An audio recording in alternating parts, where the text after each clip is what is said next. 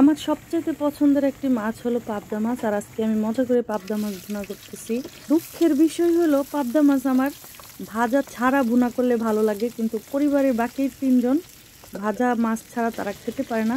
বাধ্য হয়ে আমি পাবদা মাছটা ভেজে নিচ্ছি। আর পাবদা মাছ ভুনার সাথে সাথে বাকি অন্যান্য যা রান্নাবান্না তা আপনাদের সাথে শেয়ার করছি।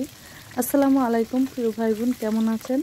ইদানিং চুলায় গ্যাস থাকে না বলে রান্নাবান্না নিয়ে খুবই মনটা খারাপ থাকে। তারপরেও কি করার, খাওয়া দাওয়া তো করতেই হবে। এই জন্য আর কি রান্নাবান্না করতেই হবে, যেভাবেই হোক দেরি হলেও করতেই হবে। তো প্রথমে আমি পাবদা মাছগুলো ভেজে উঠিয়ে নিলাম। এখন আমি একটু করলা ভাজি করে নিব। করলা ভাজিও আমার খুব পছন্দের একটা খাবার। প্রতিদিনের মেনুতেই প্রায় আমি করলা ভাজিটা রাখি। ভাজিটা আমার হয়ে গেল। এখন আমি পাবদা মাছটা ভুনা করে নিব। তো কড়াইতে আমি তেল দিয়ে পেঁয়াজগুলো দিয়ে দিচ্ছি, যেহেতু ভুনা ভুনা একটু বেশি পেঁয়াজ দিছিলাম। এরই মধ্যে আমার কড়াইটাও চেঞ্জ করতে হলো। পেঁয়াজগুলো ভাজা হয়ে গেছে। 1 চামচ আদা রসুন দিলাম, 2 চামচ হলুদ দিলাম, মরিচ তো দিলাম একটু আন্দাজ মতো, তারপর ধনিয়া গুঁড়ো, জিরা গুঁড়ো দিয়ে এখন আমি একটু মশলাটা পানি দিয়ে কষিয়ে নেব। আসলে সব মশলাই একটু পানি দিয়ে কষিয়ে নিলে ভালো। লবণ দিয়ে দিলাম স্বাদ মতো। আর গুঁড়ো মশলা যেহেতু আমরা ব্যবহার করি, পানিটা দিলে একটু পুড়ে না আর কি। তো 4-5টা টমেটো টুকরা আমি দিয়ে দিলাম পেঁয়াজের সাথেই, মশলার সাথেই। আর ভাজা মাছগুলো দিয়ে দিচ্ছি। এটা রান্না করা তো একদম সহজ, যেহেতু আমি ভেজে রেখেছি, বেশি সময় লাগবে না।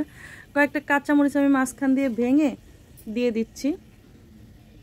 এখন আমি ভাজা মাছটা একটু হালকা করে নেড়ে এর মধ্যে পানি দিয়ে দিব। যে বাটিতে রেখেছিলাম ভাজা মাছটা, সেই বাটিটা ধুয়ে আমি কিন্তু একটু পানি দিয়ে দিচ্ছি। পানি বেশি দিতে হবে না, যেহেতু আমি ভুনা ভুনা টাইপের রাখবো। একটু চ্যাপচ্যাপা টাইপের পানি দিব, অল্প একটু পানি দিছি। আর সেই পানিটা দিয়েই আমি আস্তে করে মাছটা একটু নেড়ে তারপর ঢেকে দিব।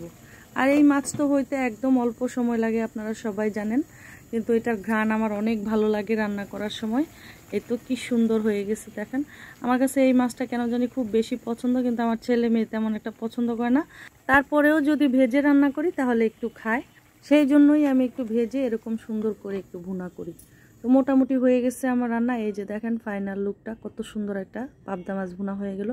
এখন আমি একটু বিকেলের জন্য ছোলা বুট রান্না করব। ছোলা বুটটা আমি আলু বেশি দিয়েছি, টমেটো বেশি দিয়েছি। বিকেলবেলা একটু কিন্তু এই ধরনের ছোলা বুট রান্না করে রাখলে খাওয়া যায়। যেহেতু আমাদের চুলায় সমস্যা, গ্যাস থাকে না, যতক্ষণ থাকে একটার পরে একটা চেষ্টা করি রান্না করে রাখার জন্য। একটু ধনিয়া পাতা দিয়ে দিচ্ছি। টমেটো আলুর সাথে ছোলা বুট কিন্তু খুব একটা বেশি না, অল্পই। তো আমি মোটামুটি ছোলা বুটটা রান্না করে রাখবো বিকেলের জন্য। এই তো আজকে রান্না বান্না কিন্তু আমার এগুলোই ছিল।